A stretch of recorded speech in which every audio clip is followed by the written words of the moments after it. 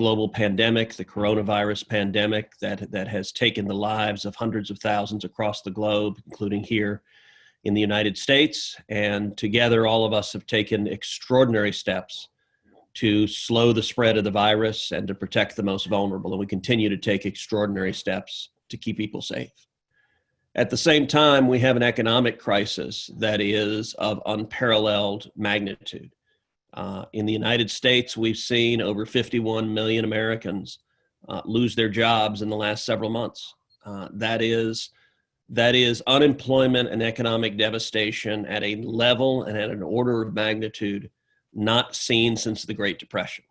And in my view, the number one overarching economic objective right now has got to be to reopen the economy, to get people back to work, to allow small businesses to reopen so they can hire their employees back, and from the federal government side, to reduce the tax burdens and regulatory burdens on those small businesses so that they can grow and prosper and thrive and survive. And I think all of the rest of the challenges are tied to reopening our economy and getting people back to work. I think Texans want to work, and I think we can do so in a way that is safe, that respects sound science, that uses common sense to mitigate the spread of the virus. But at the same time, people deserve to be able to work and provide for their families. And so that right now it is what I think should be our overarching priority. As it concerns U.S.-India relations, I'm very encouraged by where we are, and I'm even more encouraged by where we're going. I think the United States and India are friends and natural allies. I think our economic ties are substantial, and I am confident in the years and decades ahead that those economic ties will grow dramatically. And I think it is important that India's leadership wants to be friends with America. Prime Minister Modi, the fact that Modi leans in and aggressively wants India to be closer to America, I think that is a very, very positive thing for both nations. As everyone knows, the history of the United States and India at times has been rocky. At times there has been a coolness and frostiness to the relationship. And in the course of the Cold War, there were times where it did not play out as positively as it should have. I think now we're in a very, very different circumstance. India is the world's largest democracy. And I think in very substantial respects, America's and India's interests are aligned and in many instances intertwined. When Prime Minister Modi came to Texas, to Houston, for the Howdy Modi event, I had the great privilege of welcoming him here in Houston, joining him for lunch, participating in the event. I know many of y'all were there at that event, and it was truly a spectacular and stunning event. To see 50,000 people, 50,000 Indian Americans gathered together. I had the opportunity to address the crowd, to welcome them to Houston, to welcome the Prime Minister. And I got to say, it was really a powerful testament about the amazing human talent that is in the Indian American community.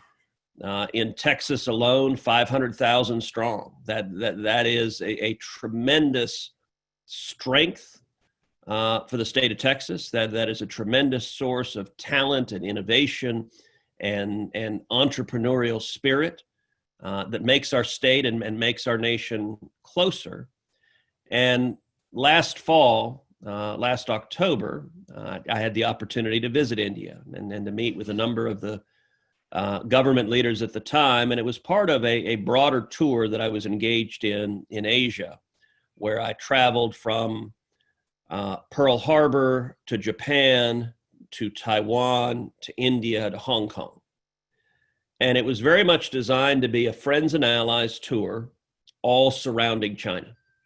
And in each of the stops, the overarching decision, the overarching discussion was, how do we collectively deal with the growing menace of communist China? How do we deal with the growing military threat, the growing economic threat, the growing threat of espionage, the growing threat of theft of intellectual property, the bullying on the diplomatic front, and those discussions were all incredibly positive. I can tell you my conversations in India.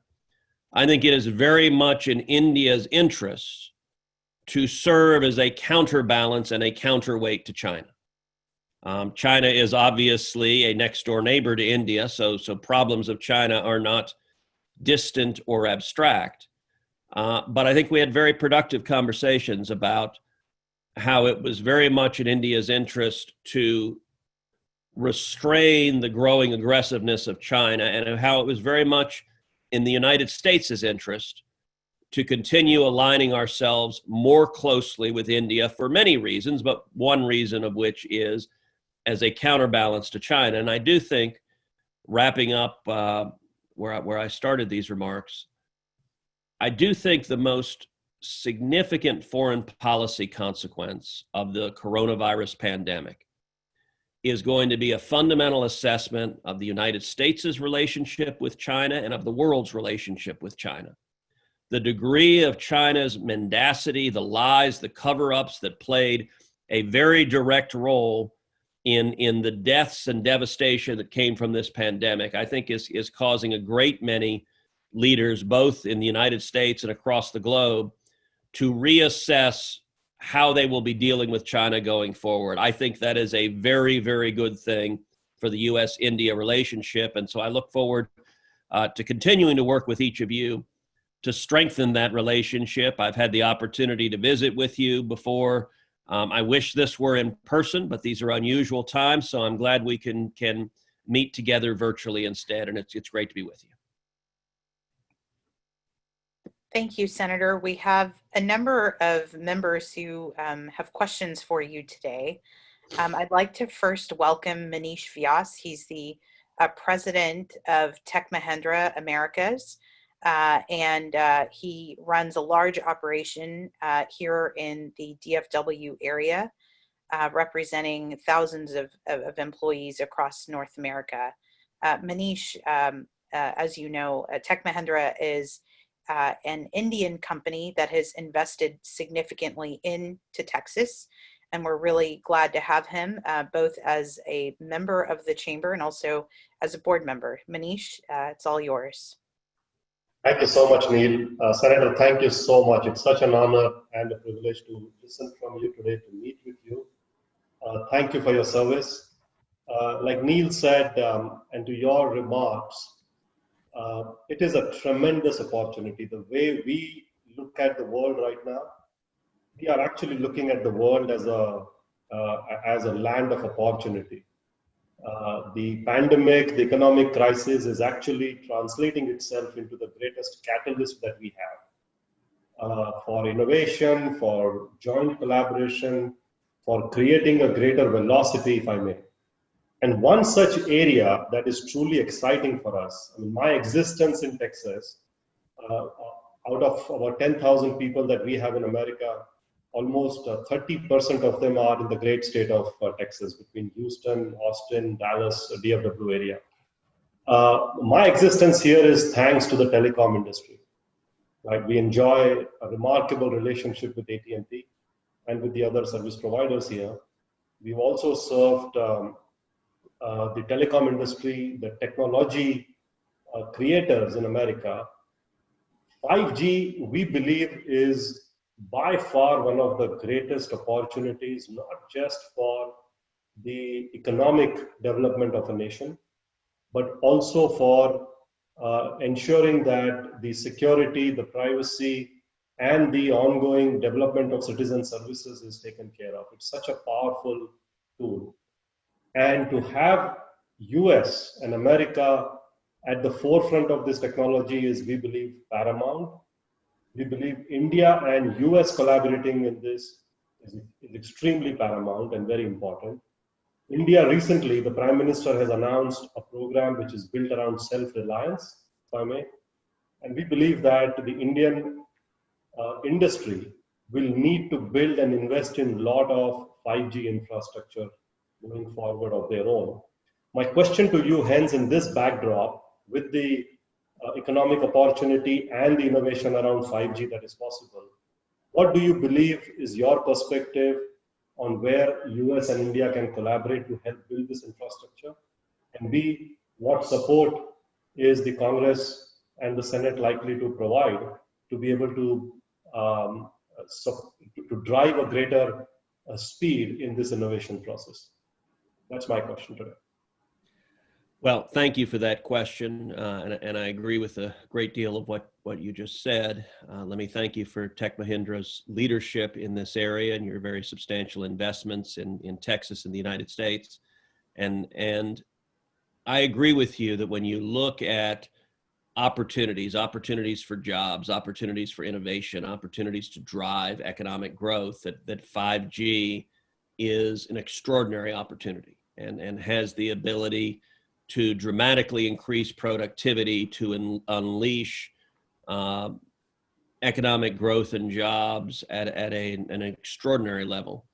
I've served the past 8 years on the Senate Commerce Committee, and which has jurisdiction over telecom issues, and I chair the Aviation and Space Subcommittee of the Senate Commerce Committee. So these are issues I've been actively involved in for a long time.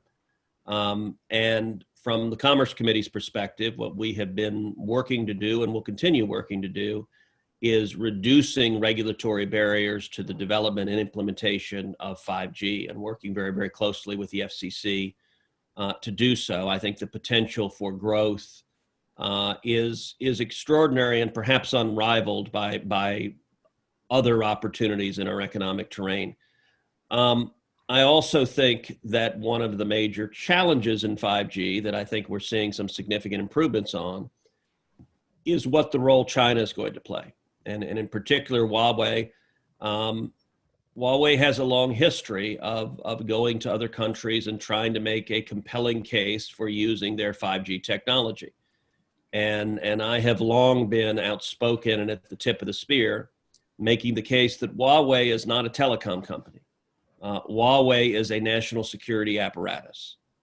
And the objective of Huawei is to be a tool of the Chinese military and the Chinese intelligence to install surveillance technologies and to penetrate the security of other countries. And I was very heartened by reports that India is working actively not to employ Huawei technology. I think that is very positive, and it would be quite harmful to the national security interest of India to allow China that penetration.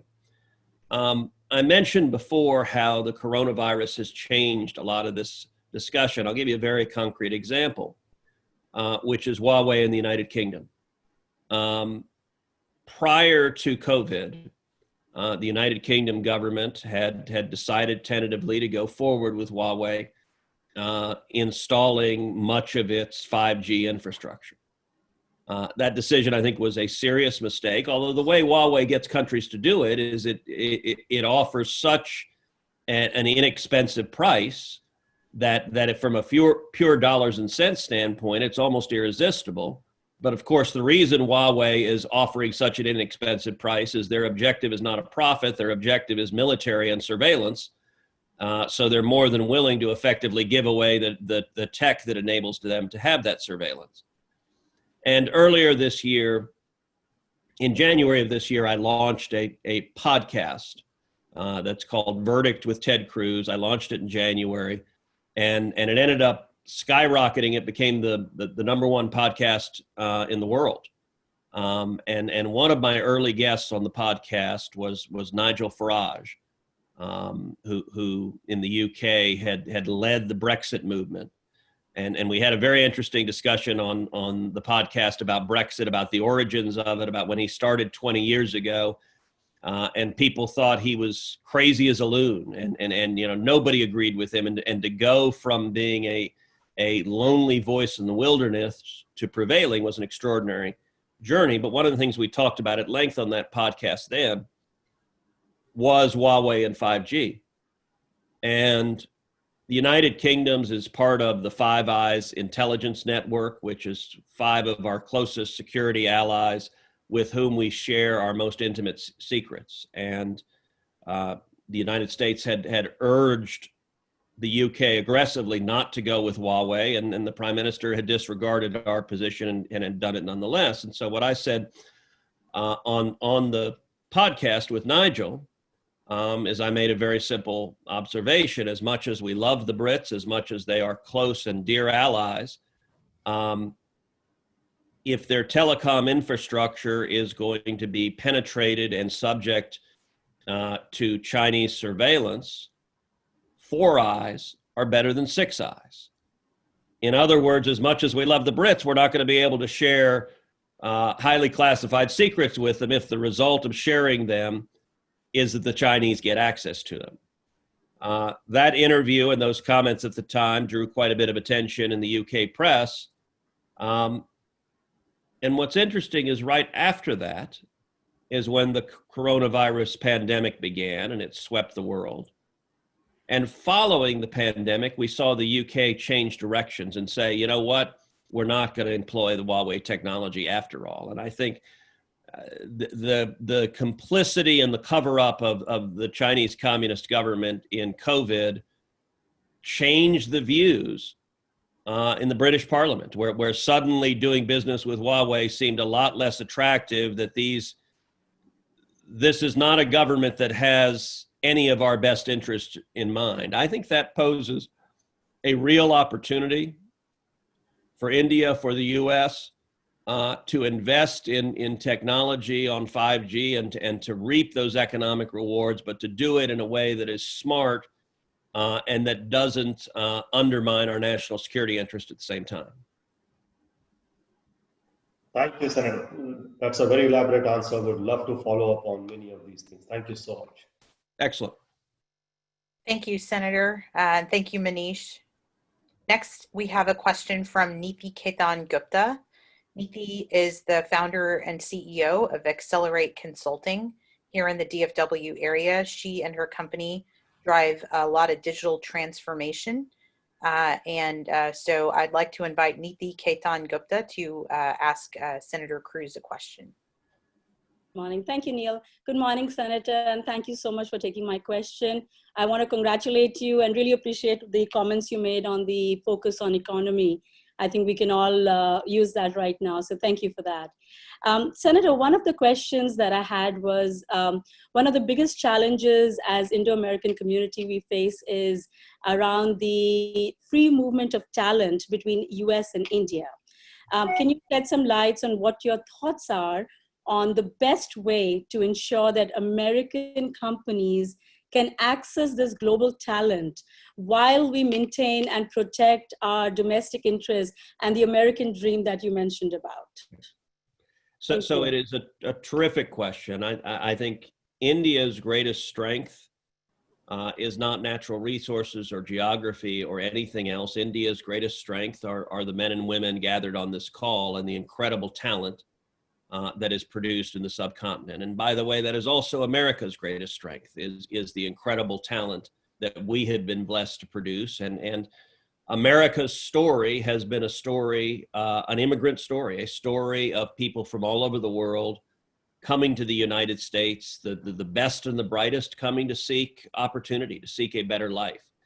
AK mentioned that for me, that's not just an abstract idea. That is something very personal and direct to my family story, that my father, as you know, came to the United States from Cuba in 1957. And he was 18 years old at the time. He had been imprisoned and tortured by the Batista regime. He had feared for his life. And he came to America to go to school. Great many Indian Americans came to this country initially as high-tech workers. That is my family story. My dad came to go to the University of Texas. He studied first engineering and then mathematics. My mother, by the way, also studied math, and my dad graduated with a degree in math from University of Texas. My mom graduated with a degree in math from Rice University. And they both became, in the 1950s and 60s, computer programmers, really at the dawn of the computer age. My mom went to work at Shell in 1956, and talk about an industry where women were not terribly welcome. She was at the intersection of both computer programming and oil and gas, neither one of which had a terribly good history of being welcoming to women. And so she was a pioneering computer programmer at the time. My father taught as a graduate assistant at UT in math for a little while, and then went to work at IBM as a computer programmer at IBM. In fact, Texans will appreciate his first assignment at IBM was working for the Dr. Pepper bottling company, helping optimize their bottling production. So when any of you visit our office in DC, we will happily give you a Dr. Pepper, since it's, of course, a proud Texas company, and that's we welcome everyone in the office with a Dr. Pepper, and I always have a smile knowing that that was my dad's first job at IBM, working at the bottling company. This is an enormous strength of our nation, that we can attract such great talent. And India has an abundance of talent, an abundance of men and women with training, particularly in the math and sciences and technical aspects, and an eagerness to work, an entrepreneurial spirit, and a desire to be here. And I think that strengthens the United States tremendously. You know, on your question, I would answer it in two time frames. I'd answer it both short term and long term. Long term, I'm very optimistic that we will see a continued expansion of high-skilled workers coming from India and across the globe. I have long been a proponent of shifting how we handle legal immigration. I've many times described my view on immigration as being summed up in 4 words: legal, good; illegal, bad. That we should secure the border and keep our nation safe, and at the same time, welcome and celebrate legal immigrants, those who come here the right way, as so many of our families have done.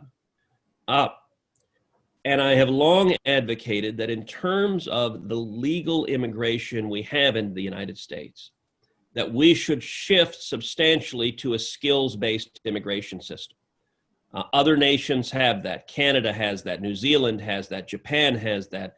And you see tremendous results when you're bringing in high-skilled workers. It drives economic growth. You know, right now, if you look at the legal immigrants coming into this country, their median income is substantially below the median income of the average American worker.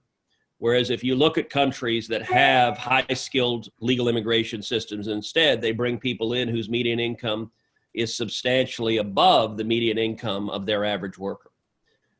That means in those circumstances, the immigration has an upward effect, has a positive effect on wages for workers. I think that's what we want in the United States. We want legal immigration to strengthen our economy, to strengthen jobs, to strengthen innovation, and to help raise people's wages. And so I think moving to a skills-based legal system makes a lot of sense. I also think it's much more fair. As y'all know, right now, the majority of legal immigration is family-based. It's based on, do you have one person in the United States who is there who can then sponsor someone else? That has an element of randomness to it that I think is quite unfair rather. Let's say you're a little girl in Honduras who dreams of coming to America. Right now, the biggest question in terms of whether you can come legally to America is, do you happen to be lucky enough to have a close family member who's there already? And if you won that lottery of birth, then you have a shot. And if you didn't, then you probably don't have a shot. That's not remotely fair. And if you look at, say, Canada has a points-based system, which I think makes a lot of sense, having a point-based system that's out publicly that says to that little girl in Honduras, all right, you want to come to America, here are the criteria we're looking at. So go and get an education, get a college degree, study in a field where we have a need, where there's a need for jobs, and you can accumulate the skills to say, all right, I'm going to go study to be an electrical engineer, or I'm going to go study to be a nurse or a medical doctor, and accumulate these points.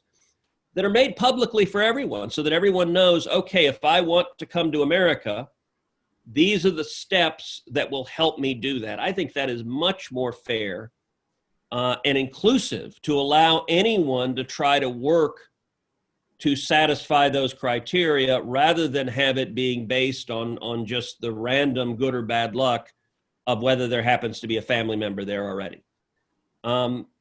I think that is a compelling policy argument. The president has made it as well, and I've worked closely with him on that. Right now, there is deep, and I would say total opposition in Congress from elected Democrats in Congress. So I don't think a shift to skills-based immigration is imminent, but I do think on the merits, it's a very strong argument. Now, I will say in the short term, I think we are in the midst of an absolute economic crisis. As I mentioned, 51 million Americans have lost their jobs. And so I've called for pausing high-tech immigration at this moment while so many Americans are out of a job, because I do think at this moment, our priority should be getting out of the catastrophe and getting Americans back to work. And I think in normal circumstances, in ordinary circumstances, I am a vigorous supporter of skill-based immigration. At this point, I think it is reasonable to pause that until Americans can get back on their feet and the economy can get moving again. Thank you. Thank you. Thank you, Senator. We have one more question for you before we wrap up for this morning. We have Srini Vasan. He's the founder and CEO of eShip Global, also one of our member companies. They help to facilitate commerce across the globe. Srini? Yes. Thank you, Neil. Thank you, Senator. We are honored to having you and sharing your views on U.S.-India relationship and believing in strengthening the relationship between U.S. and India. And as you know, COVID-19 has taken a toll on our supply chains. Our country is over-dependent on one country, which is China, and supply chain vulnerabilities with several companies experiencing severe disruption during pandemic crisis. We all know that diversifying supply chain as one of the best ways to protect against this level of disruption again. And India has been identified as an alternative to mitigate the risk. A couple of months ago, the administration of US President Donald Trump has evenly publicly floated the need for a group of friendly nations in South Asia that could help produce essential goods. Trump even said that US would save $500 billion if you cut off ties with China. My question: how can Congress help companies protect their supply chains and rapidly decouple from China and support a strengthened US-India relationship? So thank you for that question. I think it's an incredibly important question, and I strongly agree with you. I mentioned before that I think reevaluating our relationship with China is going to be the most significant long-term consequence of the COVID pandemic. You may have seen in the last few weeks, the Chinese government has personally sanctioned me. Not just once, but twice. They've announced direct and personal sanctions on me. One for standing up for the Uyghurs who are wrongly persecuted. 1 million Uyghurs are in concentration camps subject to torture and murder. And I have long shown the light on that. And then secondly, they sanctioned me a second time for speaking up for the men and women of Hong Kong, whose rights of speech and democracy are being trampled on right now by the Chinese government. I will tell you that I wear those sanctions from the Chinese government as a badge of honor. And the reason I do is that for a long time, for my entire tenure in the Senate, I have viewed China as the most significant geopolitical threat facing the United States for the next century. And I have been working on multiple fronts to contain and constrain and combat that threat. I got to tell you, prior to this pandemic, that was at times a lonely position in Washington, where when I would make the case about the supply chain, about the threats, an awful lot of Democrats would diminish that threat, and sadly, a lot of Republicans would too. This pandemic has caused a whole lot of people to open their eyes and see the magnitude of the threat.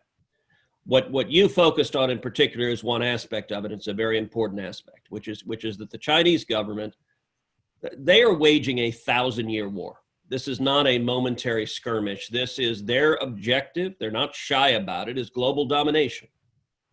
And one of the ways they have endeavored to achieve that is targeting our supply chain, going after critical infrastructure, and creating cartels within China to bankrupt U.S. production and move that production to China. And they've been very successful at it. It's frankly the same strategy as the strategy they employ with Huawei, where they pretend to be free market players when in fact they're engaged in military acts and acts of aggression.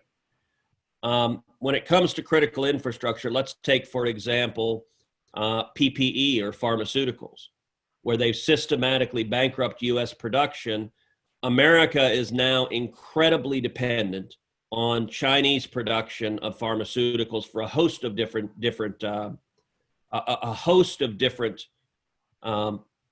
medicines, whether antibiotics, whether heart disease, whether cancer disease, whether Alzheimer's, antidepressants. And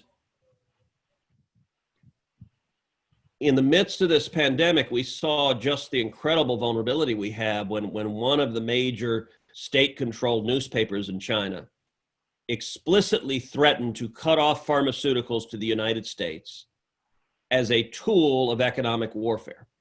Now, if they were to do that, that wouldn't be merely economic warfare. That would be actual warfare.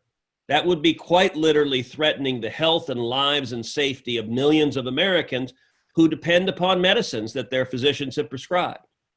And I think it really underscores the foolishness, the lunacy of allowing Americans to be so vulnerable and subject to the aggressiveness and the whims of the Chinese Communist government.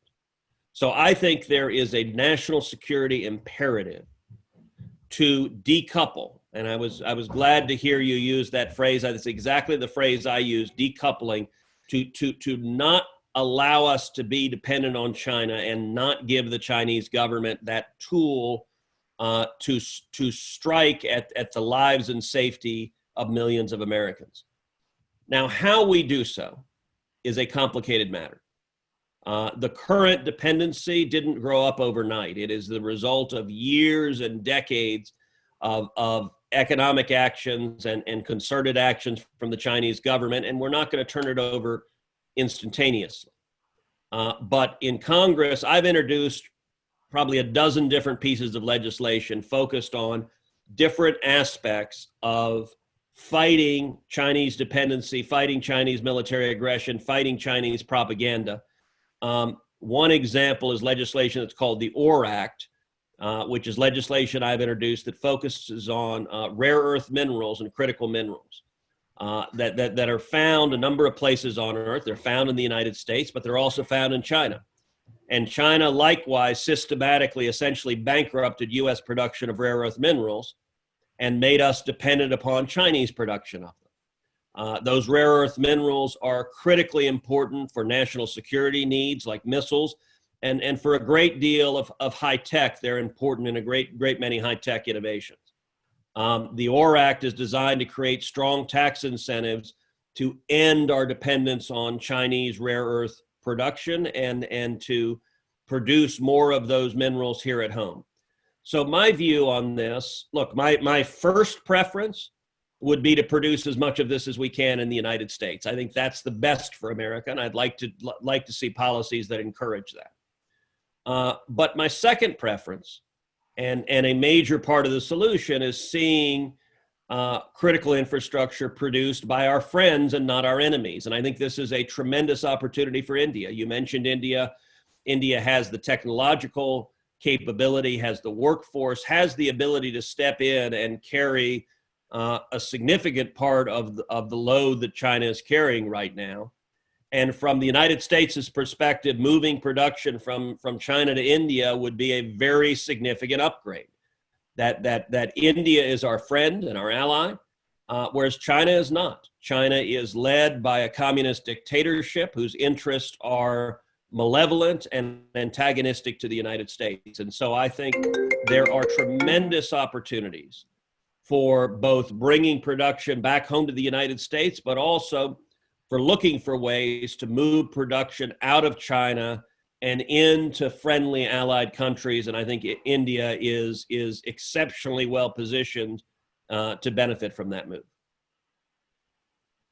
Senator, thank you so much for all of your comments today. And I just, on behalf of our chamber, I want to thank you for joining us, and all of our members. I want to thank you for joining us. And I think AK has one more question he'd like to ask you before we close out for this morning's session.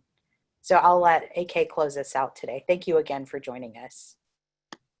Senator, first of all, thanks for giving us these last 45 minutes. I know we all are right now looking to this year's election, and but I'm just curious, will we see you run for the White House in 24? Well, AK, thank you for that question. I don't know, but I hope so. And I will say, in 2016, when I ran for president, that journey was incredible. We came very, very close to winning. We came within inches of winning.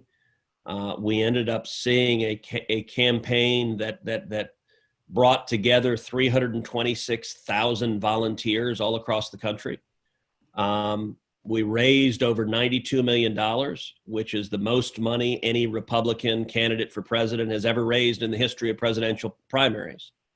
And that came from a total of 1.8 million contributions. I mean, it was an extraordinary grassroots movement. I loved every minute of that campaign. It's the most fun I've ever had. And my focus right now today is the election in front of us. I'm working very hard to help President Trump get reelected. I'm working very hard to keep the Senate in Republican control, and I'm working very hard to try to take the gavel out of Nancy Pelosi's hands and help Republicans retake the House in November. I think all of those are critical. I also think this election is unbelievably volatile. I think it could go wildly one way or wildly the other. We could see a terrific election in which Republicans retake the entirety of Congress, or we could see a bloodbath election where Democrats win across the board. I very much hope it's the former and not the latter, but I think it depends on how things play out over the next 2 months. Regardless of what happens, though, the issues and principles that I've been fighting for, that the people of Texas elected me to fight for, the American free enterprise system, jobs and small businesses and low taxes and low regulations and opportunity for people like my father and like so many of the people on this call who come to America seeking opportunity, that we need to continue fighting for. The Constitution, the Bill of Rights, which I've devoted my entire life to defending, we've got to keep fighting for. So what I'll tell you is this, AK, and actually national security, a strong national security where we stand up to our enemies and we stand alongside our friends, a clarity in national security, I think is incredibly important. And part of that clarity is understanding that India is and should be our friend, and strengthening our ties with India is in America's interest. All of those are deep and passionate commitments. And so we'll see what the future holds, but I can promise you this, I am committed to this fight with every breath in my body. And, you know, when I was newly elected to the Senate 8 years ago, AK, you were one of the very first people I sat down with and whose advice and counsel and guidance I sought then and have relied on in the years since. And I intend to keep fighting for these principles for a long time, and I'm grateful for the chance to keep fighting for them alongside the men and women on this call. Thank you, Senator. Thank you very much. Thank you, everybody, for joining us. Senator Cruz, thank you very much for your time this morning. We greatly appreciate it. You've left us with a lot to consider and think about, and certainly a lot of work to do to continue building on U.S.-India relations. I know that is something that is very close to our members, and we look forward to working with your office to further those initiatives over the next 4 years for sure, and perhaps in higher office after that. So thank you very much for joining us this morning, and we appreciate your time, and thank you to your team for helping to schedule this time and have you address our members. And also I want to add one more thing. As you continue to push for the Recovers Act through Congress, we hope to see that come through, as many of our businesses will certainly benefit from that as we move forward. So please continue to push for all support for businesses as they weather this very challenging time in our economy for sure. So thank you for all the work you're doing to fight for small businesses. Absolutely, and we will continue that fight and take care, and God bless each of you.